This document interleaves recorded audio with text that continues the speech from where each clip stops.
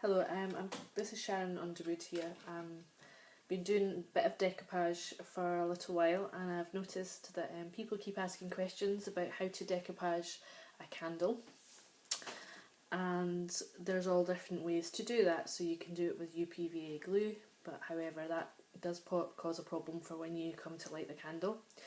And some people use a spoon and heat the spoon and do it that way. Other people do it with a specialist glue that they can burn later, and then there's heating it with using greaseproof paper. Others have tried that as well, but the method that I use is to use a hairdryer and a paintbrush and to just do it that way.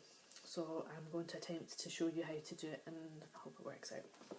Okay, so this is the candle that I have. I've got a napkin. It has been divided into three. Normally there's 3 layers to each napkin. So I want to position the candle where I want the pattern to be. So roughly I want it to be like that. So I quite like the way that this comes out like that. So that's my idea, what I want to do. So I want to cut off these edges here, because as you can see every napkin always has a raised edge, and that doesn't always look so good on the candle, so I want to cut that off. And I also want to find out where it's going to end, so that's where I want it to be. So we don't want that overlapping bit when we come to do it, so I'm going to measure that and cut that. Okay, so let's just work this out. There. I'm just going to fold it so I have a straight edge.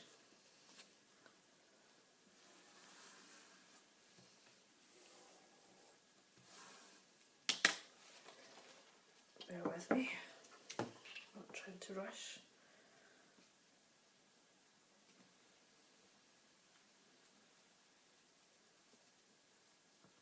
Just has to be very rough, otherwise I'd use a ruler and do it all properly.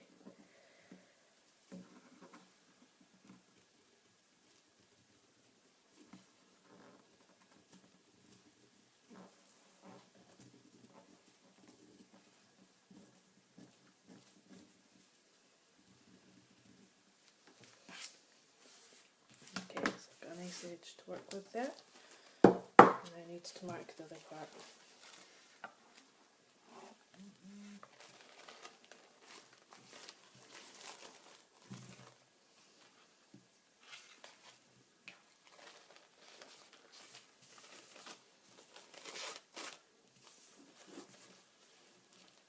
Make sure I get it straight.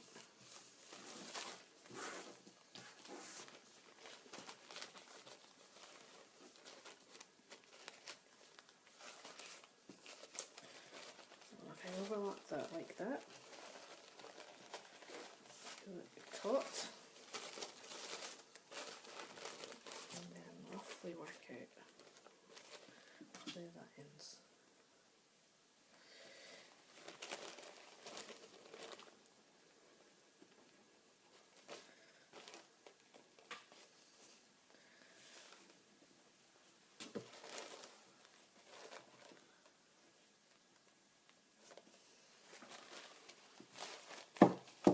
Okay, so still got my piece of paper.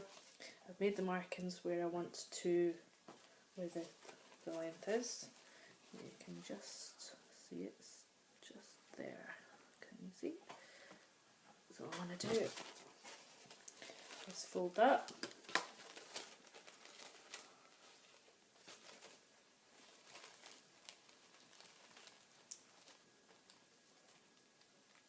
I'm just going to make sure I've got it straight.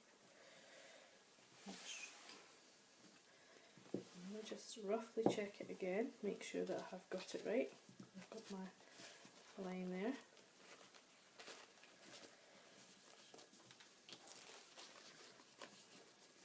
Right. a bit of adjustment, as you can see, so I'm glad I did that, because you really want that to meet up when you do your candle, otherwise it forms a ridge. So you can see that I just want to make it a bit wider.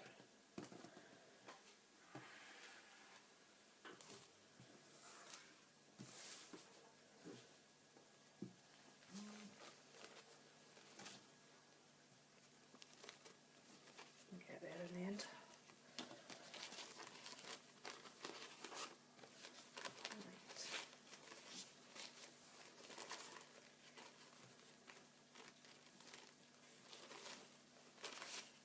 It's trial and error. I suppose another way to do this would be to get a piece of string and wrap it around, measure it, and then use a ruler to measure your paper out. Now that's roughly what we want, and that's not going to pose a problem when we come to do it. Can you see that? That's good. So we've got the more or less the width. So I'm going to cut that now, and then we'll be ready to move on.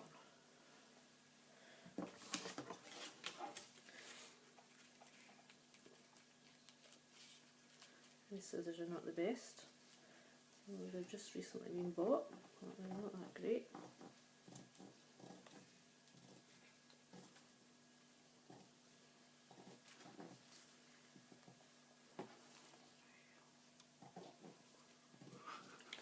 This is for my niece when it's finished, hope she likes it. I'm going to be decoupaging a little trinket box to go with this, so that she has a set, and my mum has some little gifts for her to put inside, so that'll be nice for her. It's a growing trend doing this.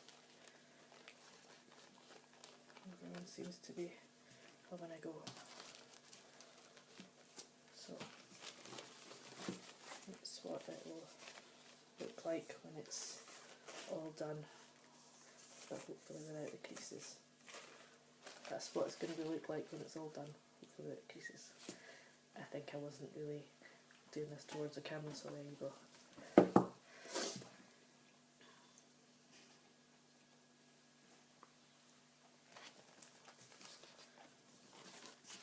So there you go. I'm going to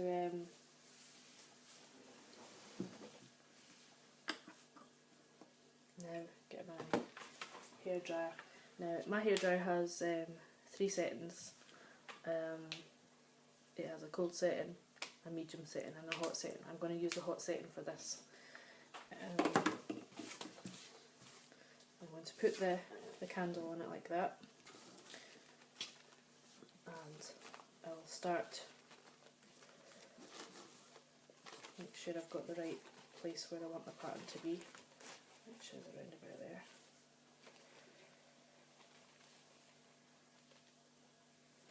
I'm actually going to have it up that way.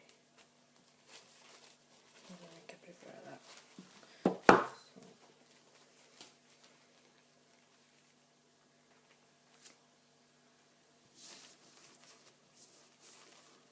Okay.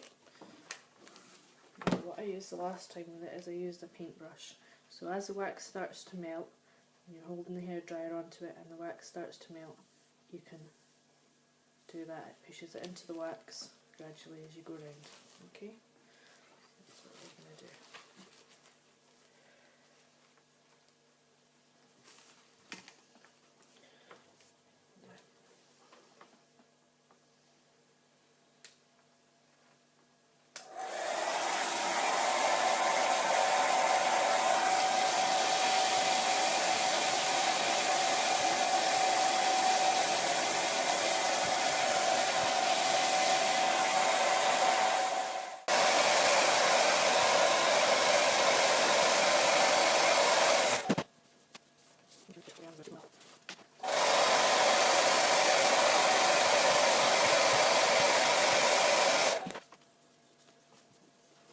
See that?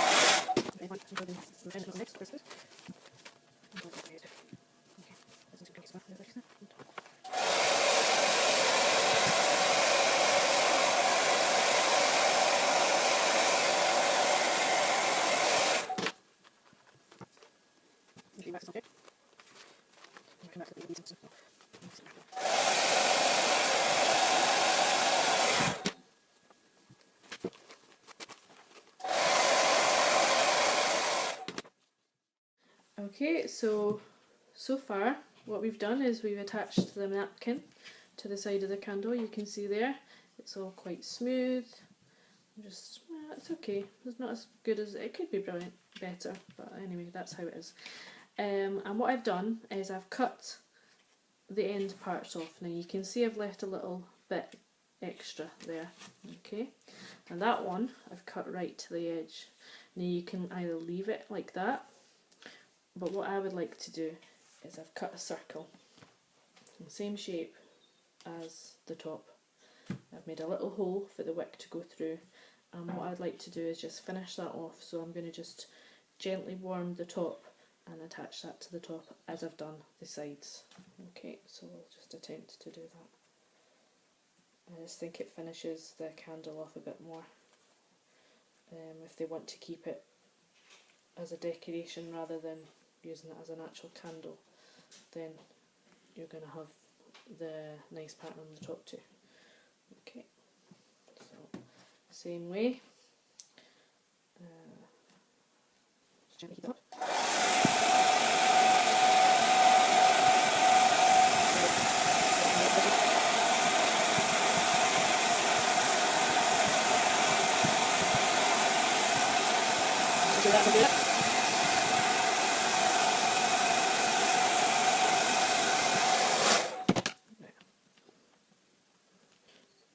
So this is the finished product. I've finished it at the top.